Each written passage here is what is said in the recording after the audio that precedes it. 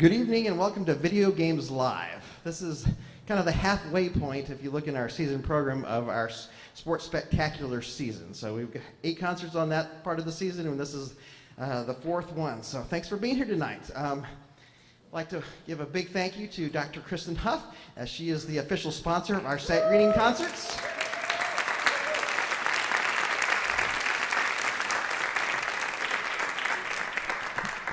I encourage you, when you need an eye exam, check her out at Costco, all right? She'll take good care of you. Also, in your program, in the front cover, you also notice that we recognized Gem City Digital and 2 video games in the lobby that they let us borrow for a couple days for free. And so if you have any electronic needs, whether it be your cell phone needs to be fixed, or you have a bass guitar amp, or you have any computer issue, take it to them. You go in, tell them what the problem is. You don't have to have an appointment. You don't have to stand in line. You don't have to, there's a lot of things you don't have to. And a couple days later, they'll say, hey, this is the problem. This is how much it's going to cost. So I've had a lot of good experience with them over the last year. So Gem City Digital, thank you. And they're located right next to the green. So let's give them a hand.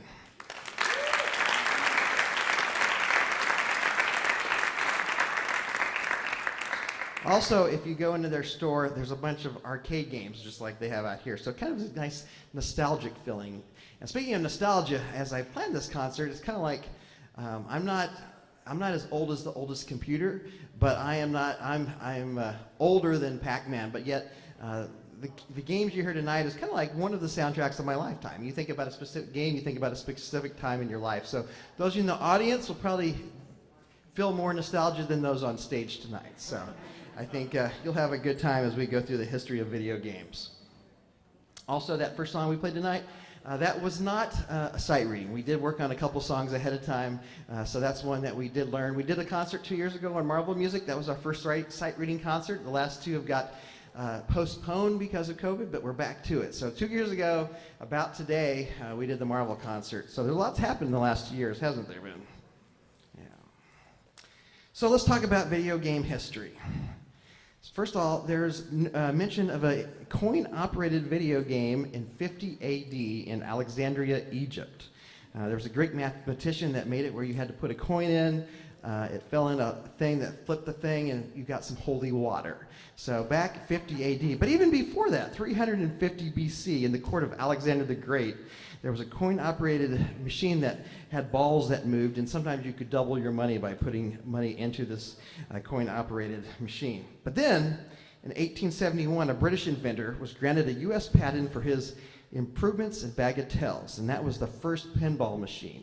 And from that point on, pinball machines have just been upgrading and getting new patents. So we kind of started off with a pinball machine song. It was actually from the 60s, 1960s, but that's kind of a recognition to video games that became before what we think of as video games, and that's the pinball machine.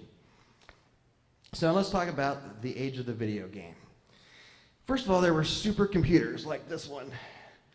They were often the size of a building or a room or a small car. And the only place that had those computers was like big universities or maybe some big corporations. So when they started tinkering around with making some video games at these places, it wasn't really accessible to the average person. It was just a very few people.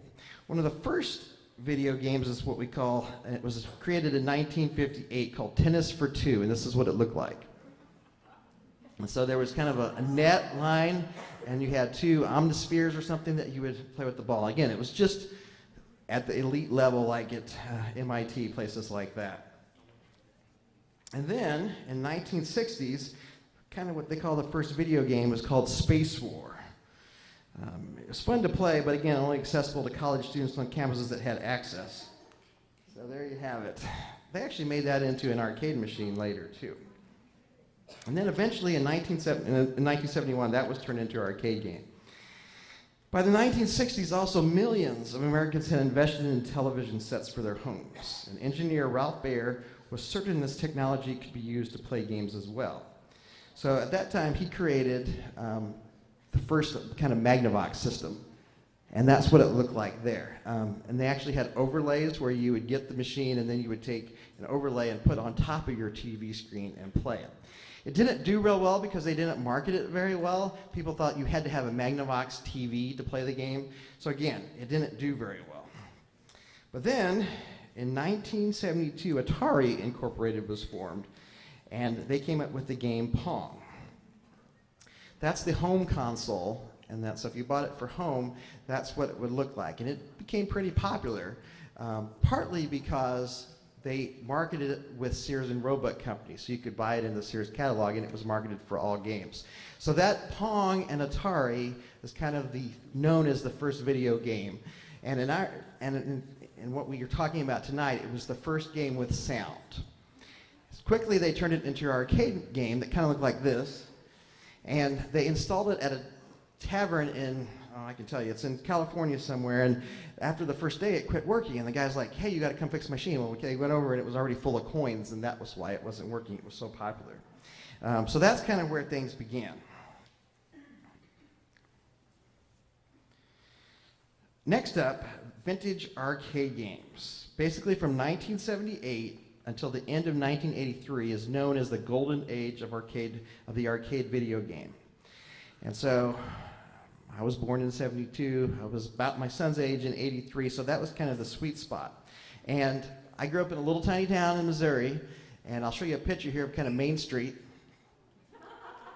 So this is Google Maps. I pulled this off Google Maps. So this is what it looks like today. So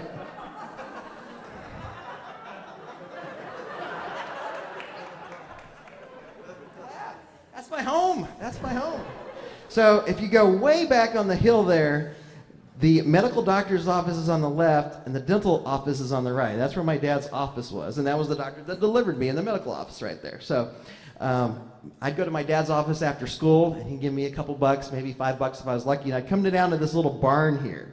And this little barn in the middle, that was our arcade back in 1980, 1981, 1982. And in there they'd have maybe 8 arcade games like the one in the hallway, and I'd go down there and spend, an hour or 2 hours playing. It was great fun. And back then there was kind of like, there was a lot of unwritten rules, like if you wanted to be the next person in line, you had to put your quarter on top of the machine. Or like someone up, most of the guys were bigger than me sometimes, or older. They'd come up and they'd put 4 quarters there. So I had to wait till they played 4 times before I could play.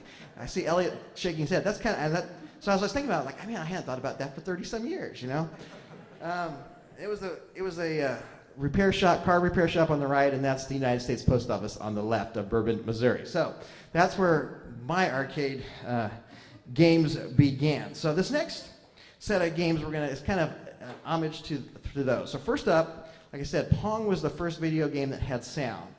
The first video game that had a soundtrack of any sort was Space Invaders, and it was again the first video game with music. It was a 4-note theme. And it sounded, we're going to play it for you right now. The low brass and low woodwinds is going to play it. And as the aliens got closer, it sped up and got faster and faster and faster. And they documented that people's heart rates got faster and faster as they played the game. So here is Space Invaders.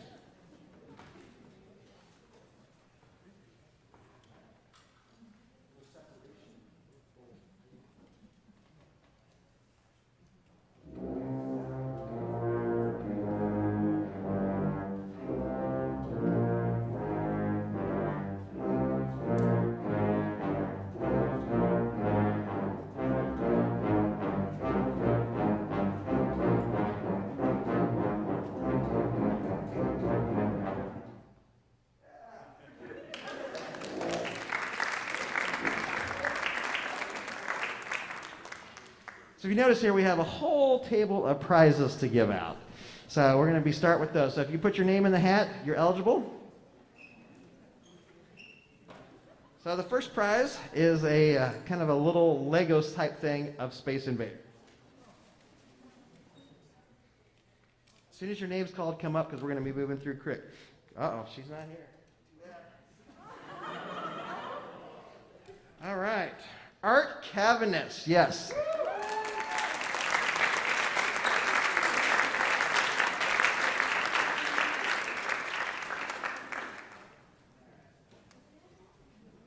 Next, we have a Space Invaders board game that's going to Evan Huff. Evan Huff.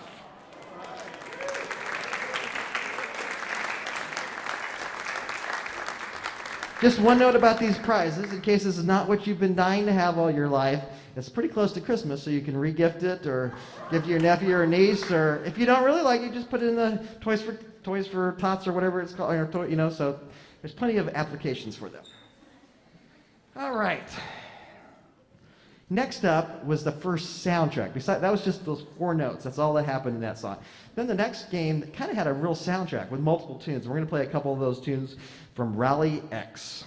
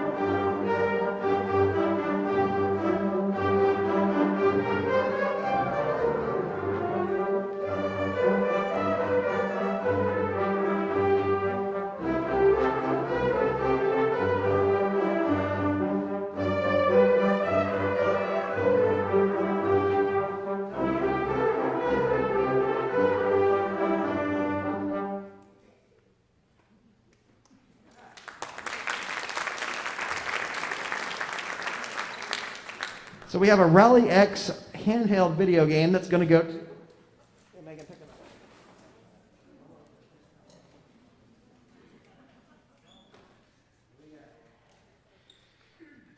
Kim Morrison.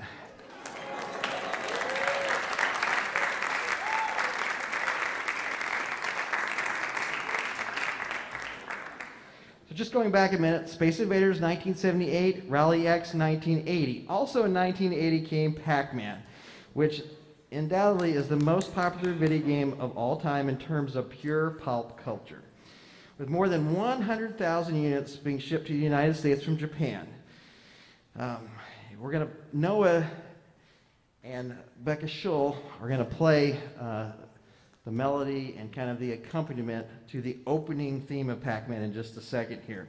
But did you know that Pac-Man was called Puck-Man? And they kind of thought that that could go bad if people scratched.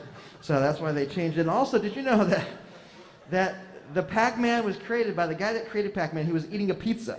Took out a slice and was like, "Whoa, there's Pac-Man." Get it? You got it? No, it's not a joke. It's like, seriously. Think about Pac-Man with a pizza with a slice taken out. Yeah, I thought that was kind of interesting. And if one ponders Pac-Man's ferocious eating of dots, it has been compared to the sound of consumerism run amok. And the sound of Pac-Man dying has become universally accepted as the sound for defeat. All right, here's the theme to Pac-Man.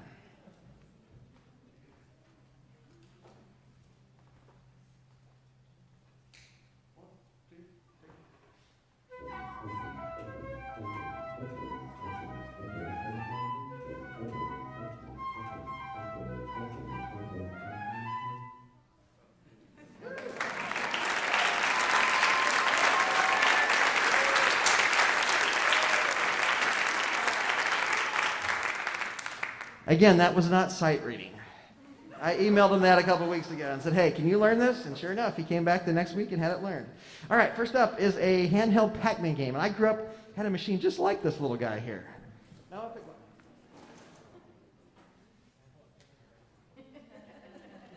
All right.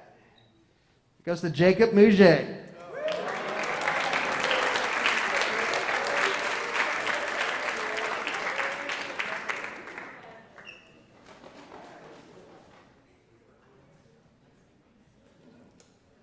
A Pac-Man board game. I'm sorry, William, it didn't go to you. This is what he wanted out of everything. Goes to Ted Schull. All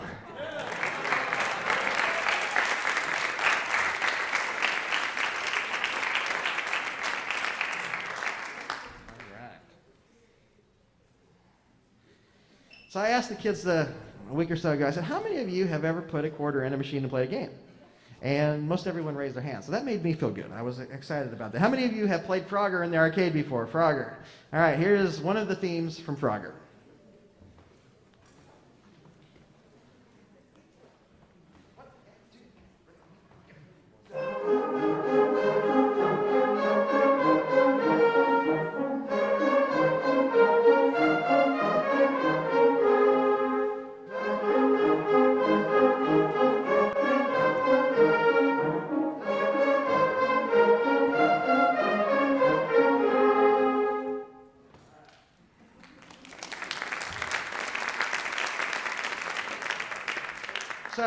I got all these games and stuff, and I made a display case that looked like this. And we just assembled it today, I guess, yeah. So I told the kids we're going to have a quiz over this display case. So they all did their research. And so the top four scores on the quiz that we had already got to pick their prize. So one of those prizes goes to Ellie Sauser. Here's a handheld Frogger game.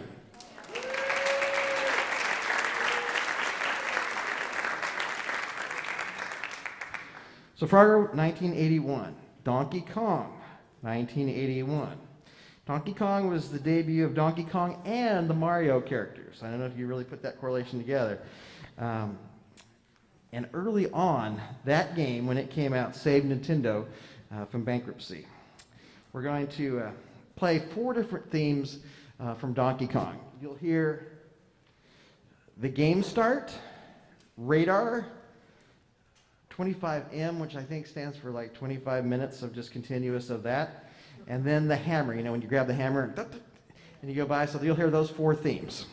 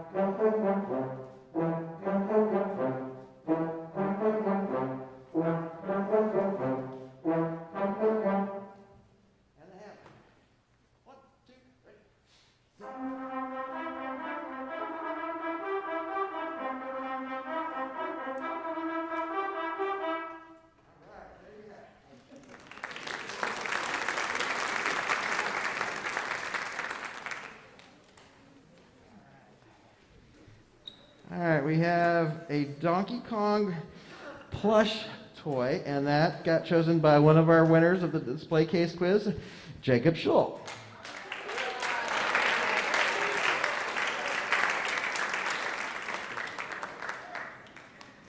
So we went from 1981 with Donkey Kong to 1982 to Dig Dug, the last of this arcade movement. And the cool thing about Dig Dug in the music was that anytime the character moved, the music ran. But as soon as the character stopped, that music stopped. So that was kind of ingenious that it was coordinated with movement. So the Dig Dug theme will be played by Ellie and Alexis on marimba.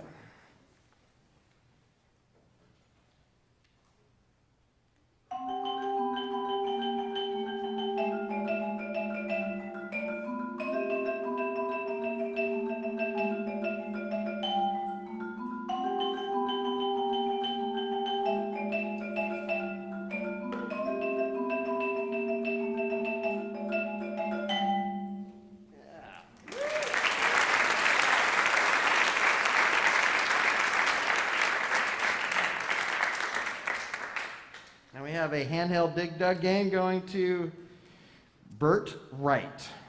All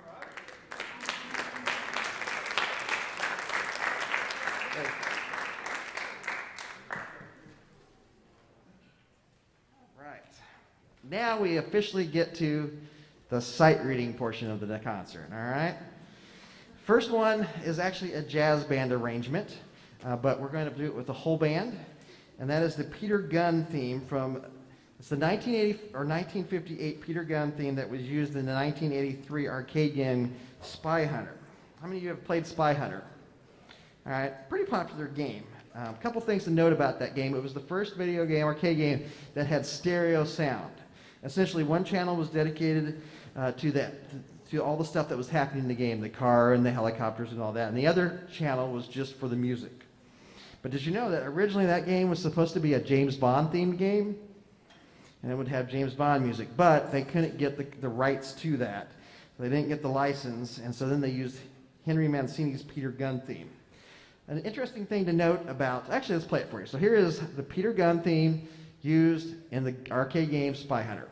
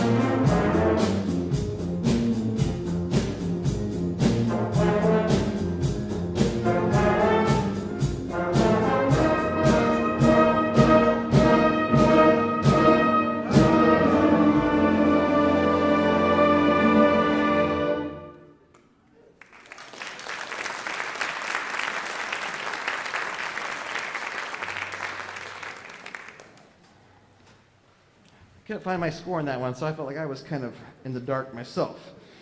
Again, that was kind of about a grade 1, 1.5 in the jazz band world piece. All right. So back to Henry Mancini. We have a Henry Mancini Greatest Hits CD to give out. Title track on the CD is the Peter Gunn theme. And one thing interesting about the Peter Gunn soundtrack, again, it was written for a 1958 TV show. When they recorded it, when Henry Mancini and his group recorded it, there was a pianist on that CD by the name of Johnny Williams. All right, John Williams was just a studio musician at the time. He wasn't a famous composer when he recorded Peter Gunn with Henry Mancini. So we have a CD to give away.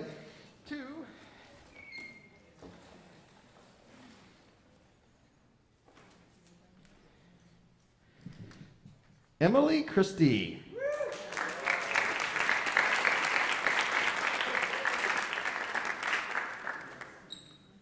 Good stuff. How many of you have had one of these or played one of these?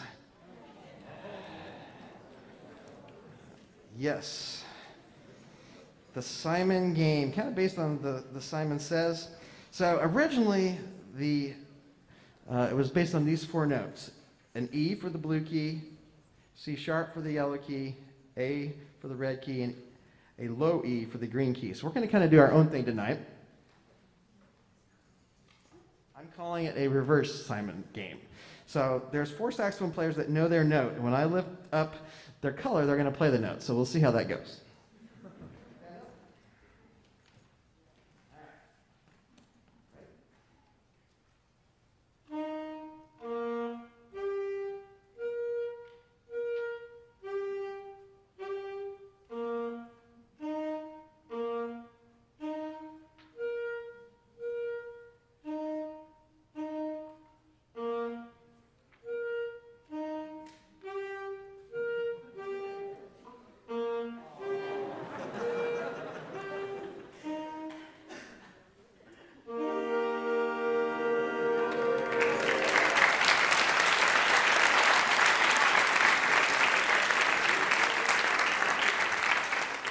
I don't know if you could tell the battery was kind of getting low on the...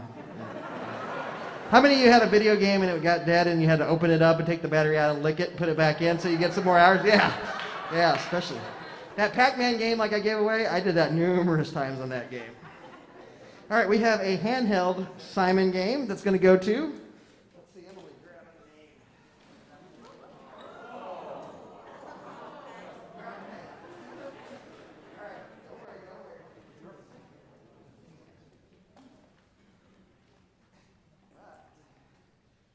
Laura Gallagher.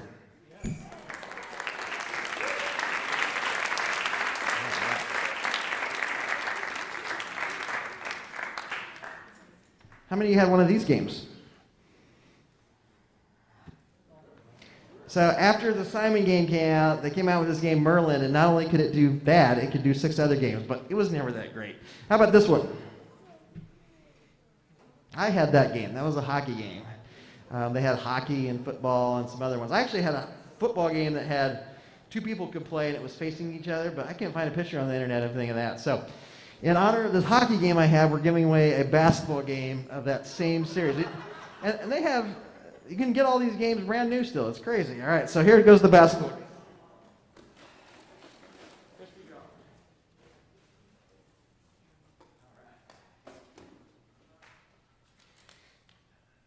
Joelle Winston.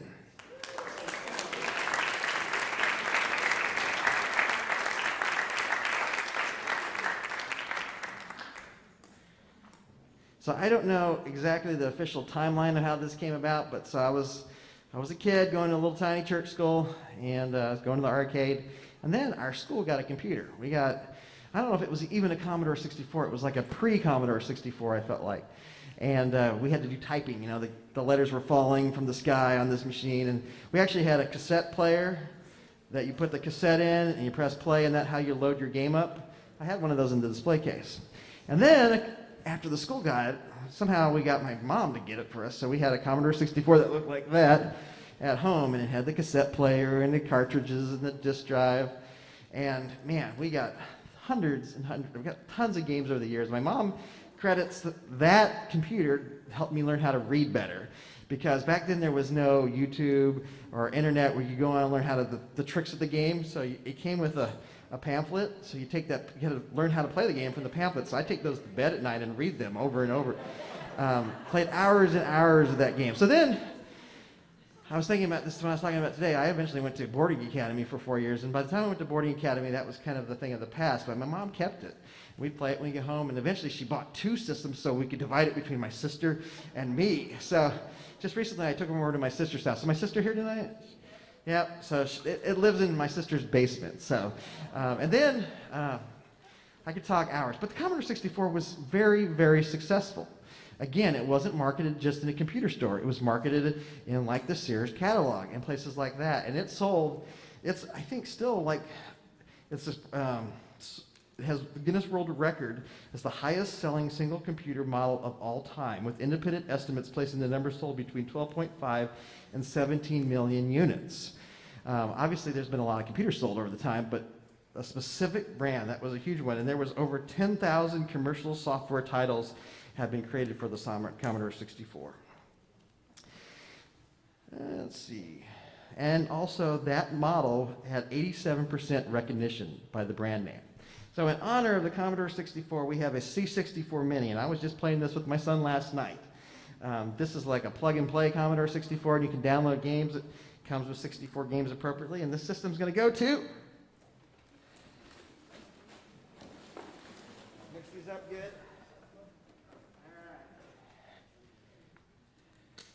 Madison Snodgrass.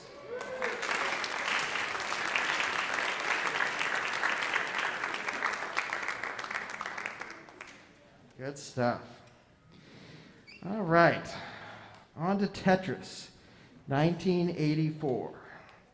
So Tetris was created by a Russian guy, all right, from the Soviet-based game. It was released in 1984, and if right now you can go, I Googled it on YouTube, and it's like you can listen to it for 10 hours straight. There's a 10-hour YouTube, and it has 7 million hits. I was like, whoa. As of today, it has sold 202 million copies, 70 different physical type, and 132 mobile downloads. 64, it can be used on 65 different platforms, setting a Guinness World Record for the most ported, that's a new word for me, ported video game. And just last week, you guys remember Tom Dunham, the history teacher that was here for many years at Spring Valley? If you follow him on Facebook, he'll post these interesting facts on his whiteboard regularly. And just last week, this is what he posted. He goes, fact, Tetris has been used to treat adults that have a lazy eye.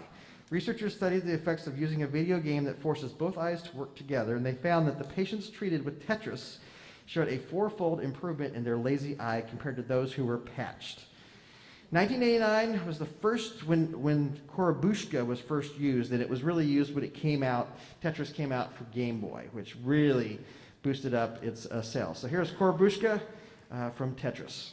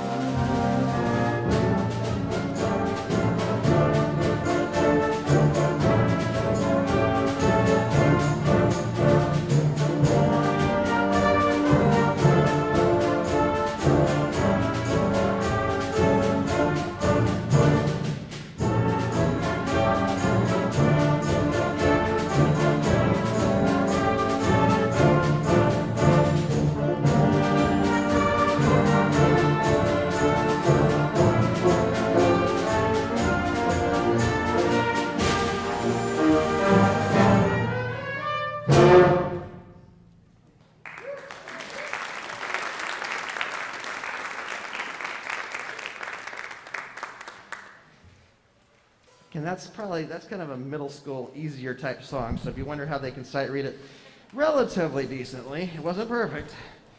All right, we have a Tetris handheld video game going to Megan Constantine, right over here.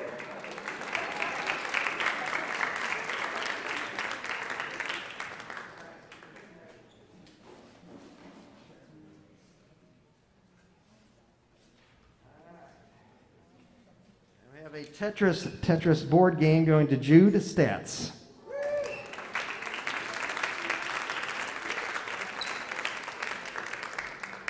All right, that's the halfway point of the prizes already. So, again, the golden age of the arcade game was when to win, do you remember? 78 to 83. In 1983, the video arcade game was becoming too saturated with games, and poor games at that. The market crashed, with the revenue for game makers dropping 97% in just 2 years. And then in 1985, the Nintendo Entertainment System is released, which was kind of a new era and a new surge. Next piece is called Nintendo Power. It'll feature a medley of Super Mario Brothers, 1985, Super Mario Brothers 2, 1988, The Legend of Zelda, 1986, and Zelda 2, The Adventures of Link. They're all written by Kojo Kondo. You'll notice a lot of the video games, especially from this point on, actually before that, had Japanese composers. All right. Let's go ahead and give a couple prizes away for this one. The Mario Stuffy is going to, again, both these prizes are going to people that won on the video game quiz. So the Mario goes to Camden Montez.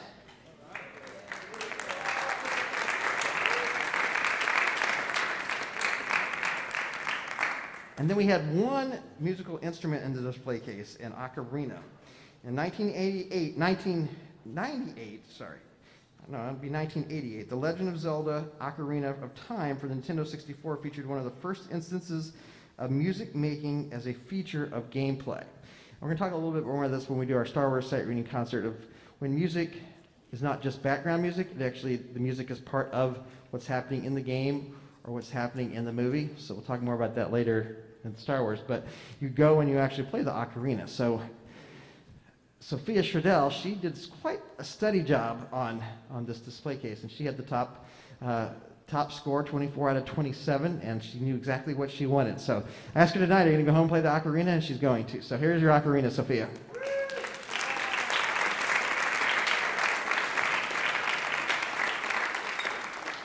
So let me ask you this. How many of you were excited to come tonight to hear them sound bad? Like, oh, I want to hear them suffer on stage when they sight read. All right, now's your chance. This one's going to be a lot trickier than anything we played tonight. So, but again, some people are on the stage for the sport of sight reading too. We've talked about that. So here is Nintendo Power.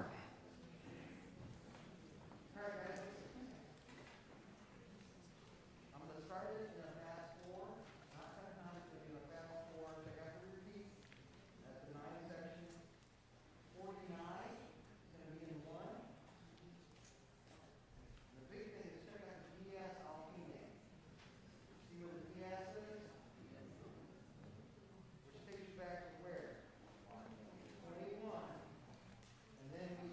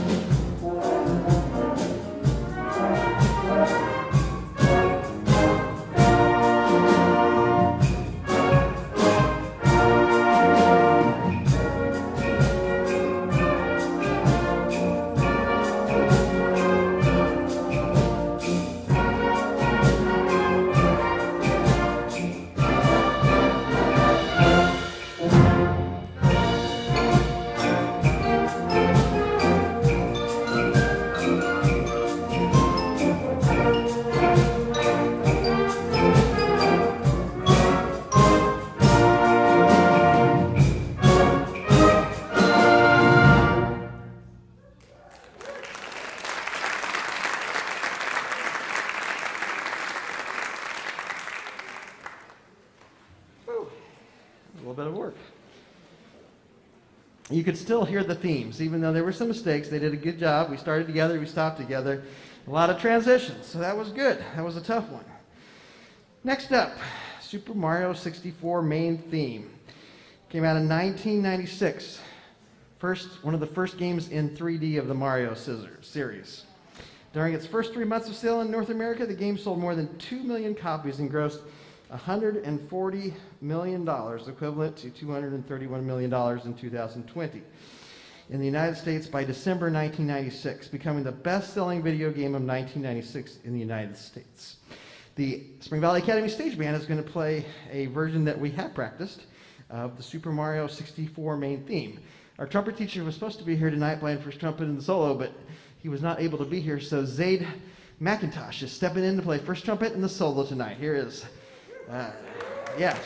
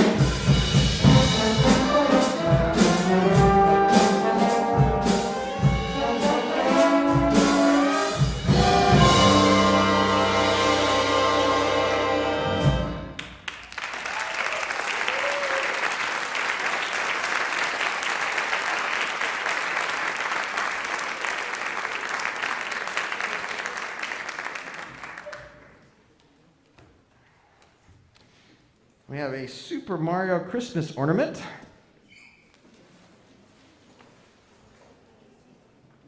Going to Carol Sleeth. We'll take it to you. We're bringing it. We're bringing it. All right. We head to 1999 and the Pokemon theme. Do you know Pokemon stands for Pocket Monsters in Japanese? Pokemon is the highest grossing media franchise of all times. It's in the $105+ billion franchise. You want to know what else is in the $50+ billion franchise? Hello Kitty, Winnie the Pooh, Mickey Mouse and Friends, and Star Wars. So there you have it. The theme was composed by Junichi Masuda at his home on a Commodore Amiga computer. Here is the Pokemon theme.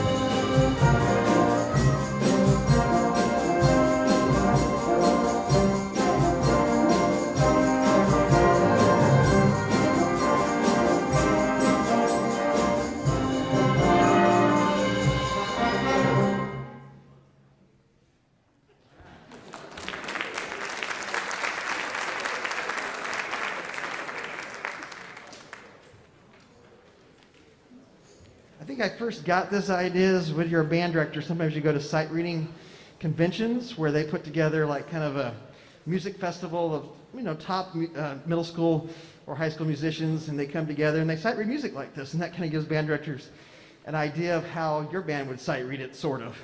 So that's kind of how it started. They're doing a good job, yeah? Yeah. We have a Pokemon stuffy ball. Can I get it again?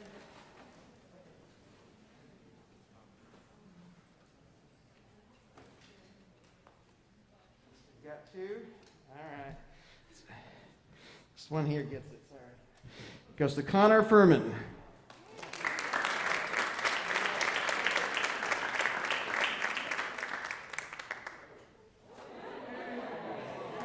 He's the trombone player. He knows how to catch, so it's all good. All right, we move to 2001 with Halo.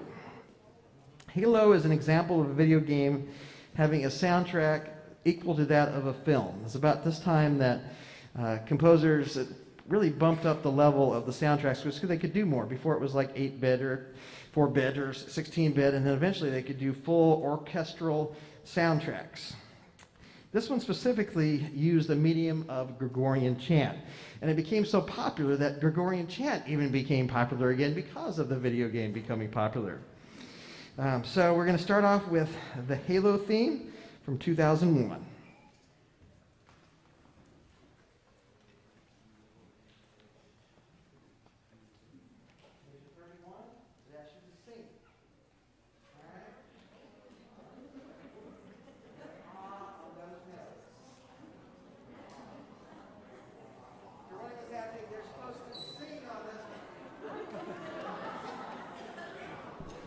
Normally, bands don't like to sing, but I think this could be the best singing band I've had.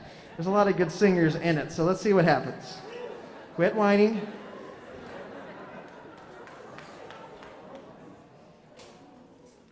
Very expressive, very smooth, very lyrical. 1, 2, 3.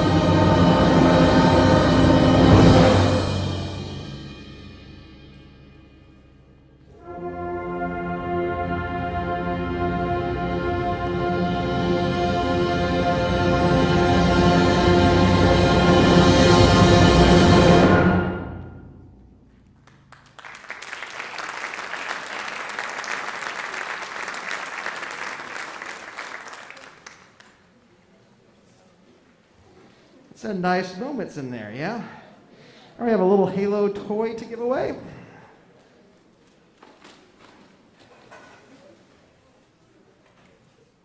All right, Brandon McDowell.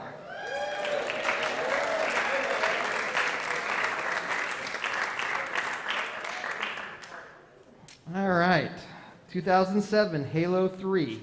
The soundtrack was recorded by a 60-piece orchestra and a 24-voice choir.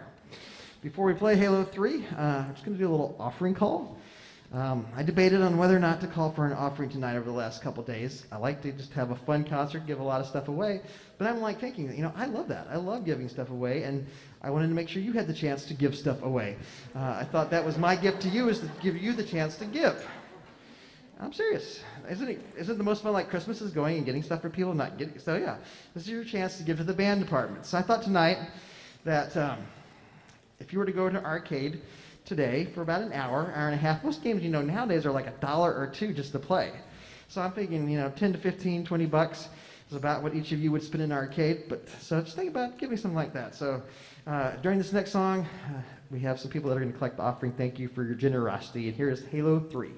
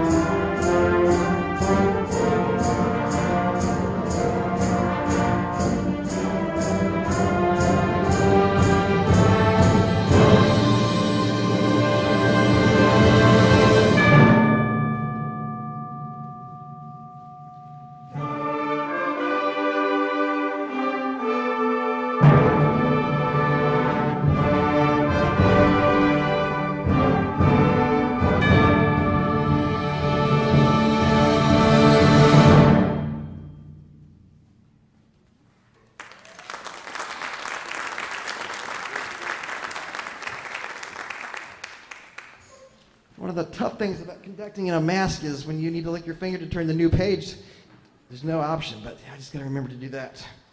I do have a new mask in my pocket. All right. Kingdom Hearts, 2004.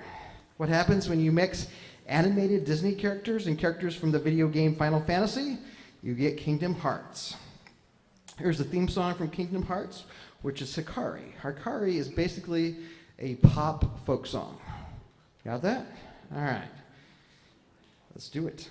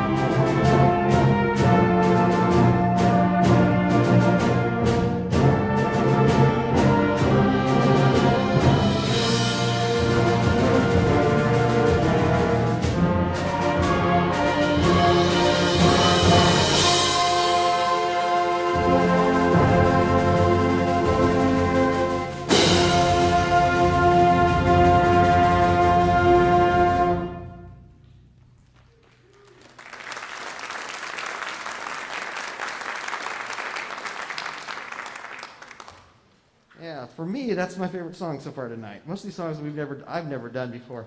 So that was nice. We have a Kingdom Hearts Rubik's Cube.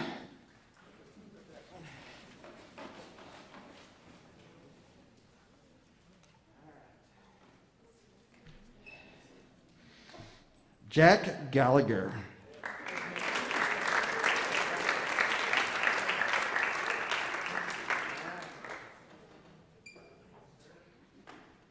Two for the Gallagher family. Watch out. So in 2005, Tommy Talariuk, up here, this is him with the guitar in the scene. Yeah, he created Video Games Live. So I didn't create that title or even the image. He was actually a struggling composer, went to Hollywood, started doing some video game work, and eventually started writing video game music. So he wrote the next song. But he created this whole idea of playing video game music for audiences.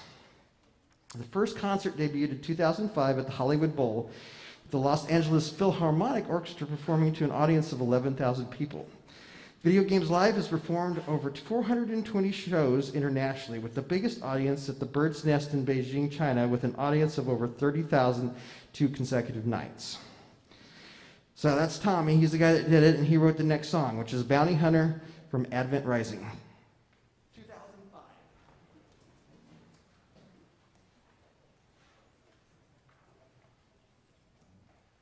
Picks up speed at number 7. Again, he has F. Changes to 51. Okay.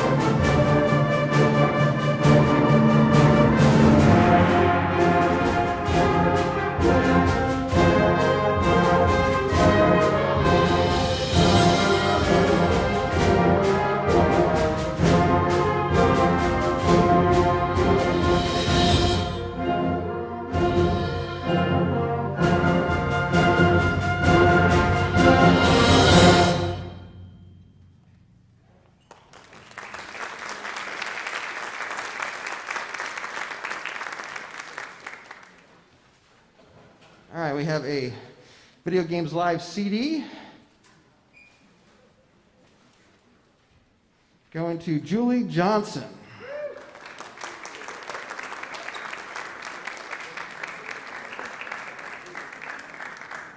And a video game DVD, Blu-ray, going to Jim Milks.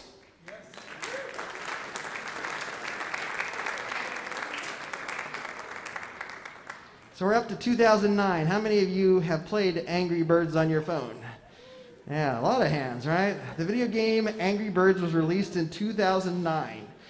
Did you know this, though? During the development of Angry Birds, the staff realized the birds needed an enemy. At the time, the swine flu epidemic was in the news, so the staff made the birds' enemies the pigs. Yeah. By July 2015, the series games had been downloaded more than 3 billion times collectively, making it the most downloaded freemium game of all times. Here's a very short theme from Angry Birds.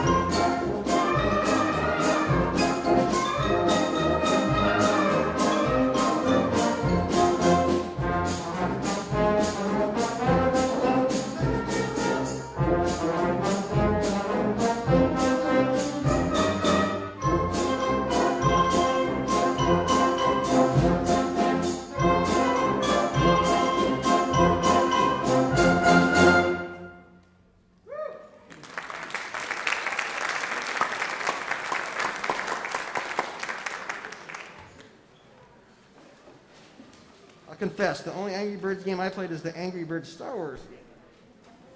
All right, we have an Angry Birds knockoff Lego, we could say, to Aaron Brakey.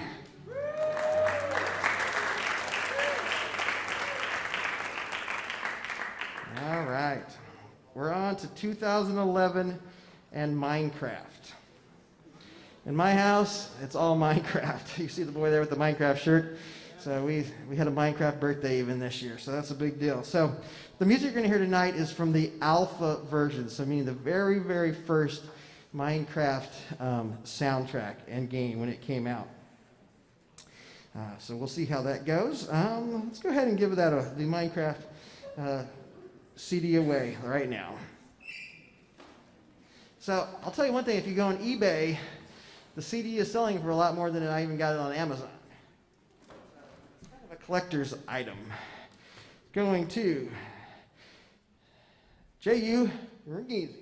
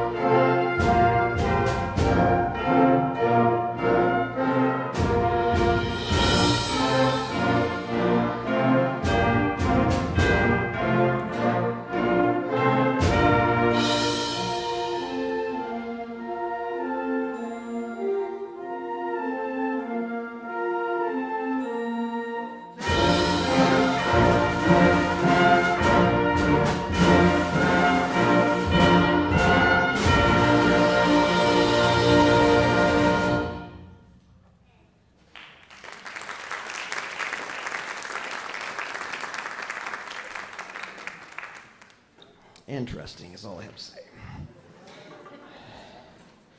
So staying in 2011, we get to the World of Warcraft.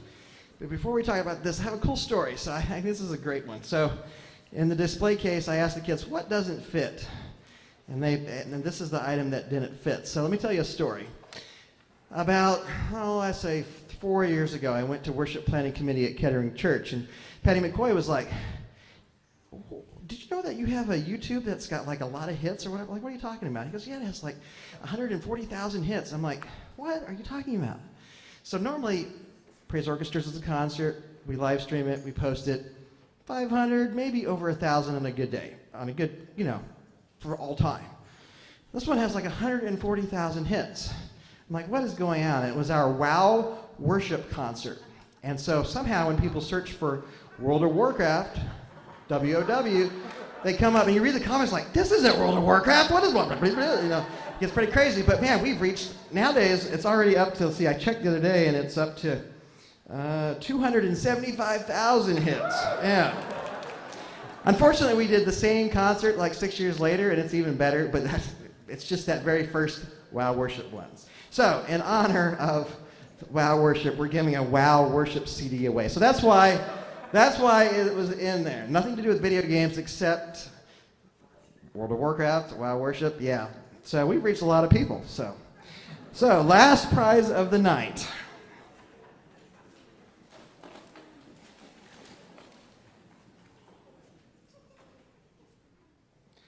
Cecilia Liu.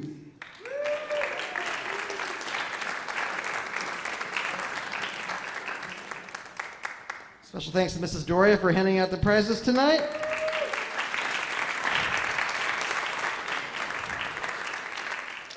So here's World of Warcraft featuring 3 songs from the 2011 video game.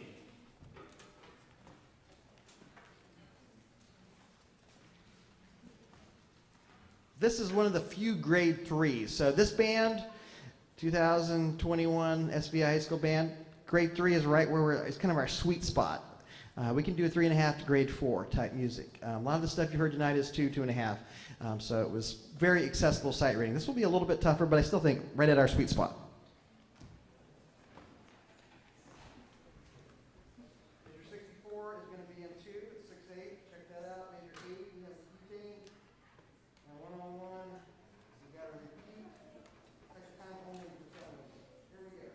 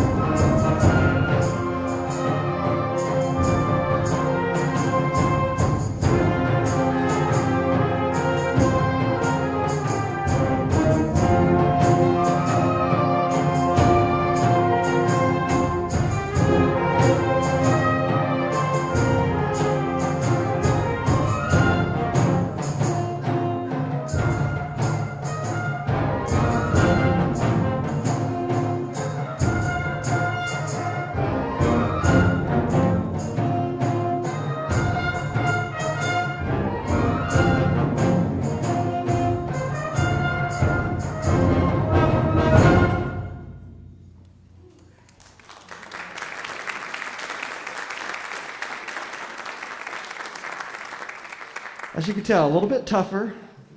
3 or 4 rehearsals, we probably could have it in shape. Something I try to find some things to motivate this group throughout the year, and one thing I came across that was interesting, since we're doing a sight reading concert, I just thought, I should share that with you. Do you know what percentage of people in the United States are literate? The answer is 95% of people in the United States can read. You know what percentage of people in the United States can't read music? The same percentage, 95%. So I told the kids, you guys are in the top, or in the 5% of people in the United States that can read music, which is pretty cool, yeah? Yeah, and that's the United States. When you look worldwide, that number goes down a little bit. So they often think that, I gotta hear it first, that type of thing. But I'm just like, do you have to hear someone else read you a sentence in a book?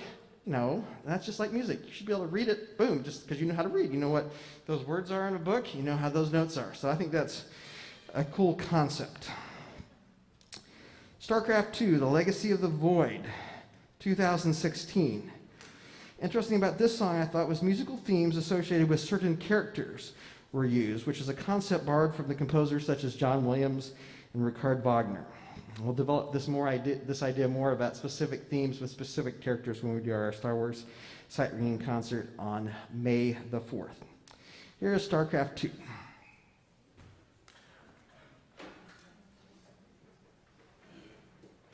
Grade 2.5. The last one was the greatest in 2.5.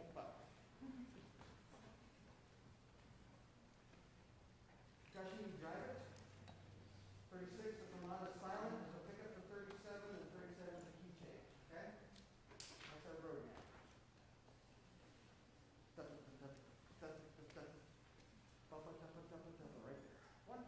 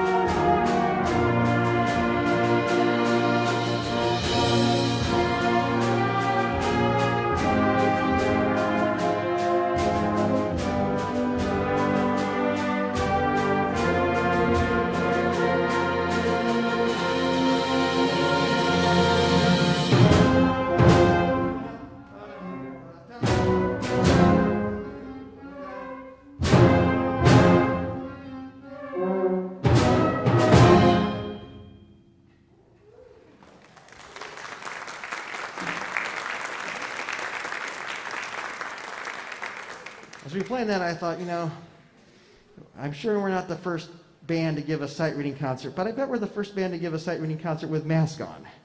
Yeah. So about a week and a half ago, Noah came to me. He's like, can we still tell you songs we want to play for the concert? I was like, no, I'm pretty much decided. But I was like, no, send it to me. So he sent me a recording of this game that he really likes called Genshin Impact. Is that right? Right, so I pursued it a little bit and found some music, and this is what I can tell you about the song. It's by Yu Ping Chen. The music for Genshin Impact was recorded by the London Philharmonic Orchestra, the Shanghai Symphony Orchestra, and the Tokyo Philharmonic Orchestra. So that's a pretty good resume right there. It's a long, long journey from what you heard in Space Invaders from about 50 years before. So this is the newest song on the concert. It was recorded in 2020, and tonight it's going to feature Jack Gallagher on the violin and Harley Vargas on the piano. And just a note about Jack, Jack's a sophomore here, great violinist, but he wanted to be in the band. I said, you can't play violin band, sorry, I'm not doing it. So what about if I learn something else? So sure, he picked up cello, and so just to be in band, he picked up cello, which I really appreciate. But tonight you're going to get to hear him on violin. Here he is.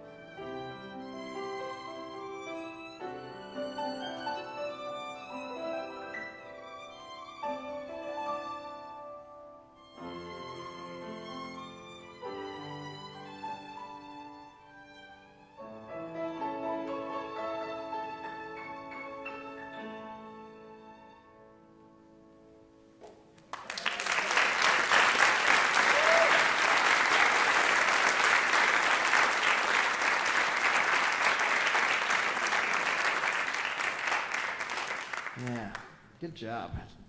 Enjoy that, Noah? Yeah. I gave him a copy of music to take home, too, so you'll probably hear that tonight. All right. Thank you guys for enduring a good hour and a half of sight reading. We appreciate it. Hope you've had a good time down memory lane when it comes to looking back over the 50 years of arcade games. Just a couple announcements before we play our last number and we break from here. High school band, the music, you can either take that home, or if you don't want the music, just leave it on the table out there. When you put your instrument away, if you want to bring it back down here to this table, that would be appreciated so I don't have to transfer it tomorrow. We're going to clear the stage of chairs and stands, so my workers are slated to do that. Anybody that wants to help, we'd appreciate it. So all chairs and stands get cleared onto carts.